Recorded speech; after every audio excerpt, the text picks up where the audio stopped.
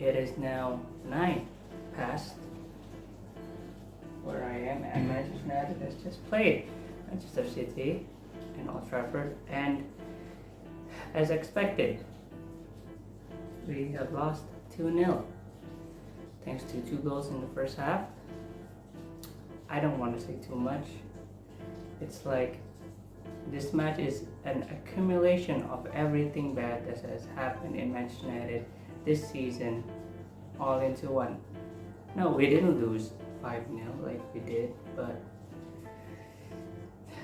it's just a representation what Oli can bring this season. And yeah, I just want to go straight into it. Best player has to be Bernardo Silva. He dominated both the midfield and the attack for Man City at the same time. The same problems occur again and again for Manchester United. It's expected. Everything that happened in this match, even as a Manchester United fan, was expected. We played a 5-3-2. We know the negatives from this. We dropped back. All our midfield and defenders pulled back. There was no pressing, so Manchester City can just have 70% of the ball. And you know how Manchester City are. They'll go to the wings and they'll cross it into the area of uncertainty in the box, and they did that again and again and again, and it resulted in 2 goals. We played very narrow, but there were no actual structure in defense, and our midfield, Fred and Bruno, who is basically our third midfield, it was a flat 3, and we knew what would happen. Bruno wouldn't do anything attacking wise in that position in the right side of midfield. McFred will just get hounded again and again and again. Every time we touch the ball, they would press. Every time they have the ball, we would drop. And there's no solution. I don't see a solution. And we conceded 2 goals, again from mistake from Maguire and Shaw. And for the first one, it was a Bailly mistake. It's a 50-50 with Bailly. He did the exact same thing against Atlanta in the midweek, and it worked perfectly. And also, it can also come with the risk that he did it again against Man City, and it failed. So yeah, Bruno in a midfield 3 won't give you any attacking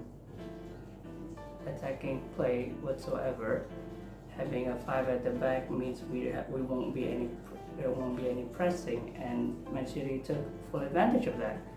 So we changed in the second half with a McFred duo and Sancho coming on for Bailly, and we went 4 at the back. And as expected, this would happen again. With a 2 in midfield, we wouldn't have control of the ball at all. McFred, as you know, would just sit above above the center circle line, and we would be dominated going from the width to width.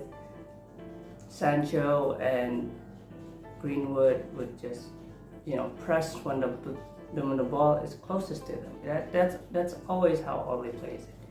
When we don't have the ball, Manchester United would just have the closest man to the ball press them. And that doesn't work against Liverpool and against City, and it didn't work today.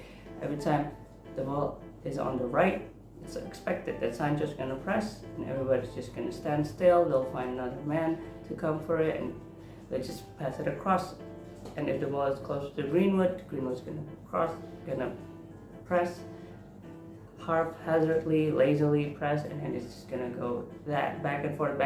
And Manchester City could have the luxury of just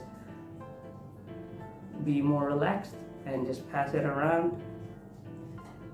And we were totally dominated with this false 9 that we're deploying with De Bruyne in the false 9 position. Basically, when we had 3 at the back, we were losing 4-3. man-to-man wise. When we had two, it just got worse. You just keep passing it back and forth. There were nothing gained in this match. I learned absolutely nothing new from Manchester City and absolutely nothing new from Manchester United. We played like a mid-table team, and yeah, worst player, everyone from Manchester United. It's because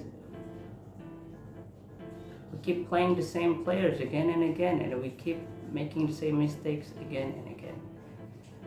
So yeah, see you next week.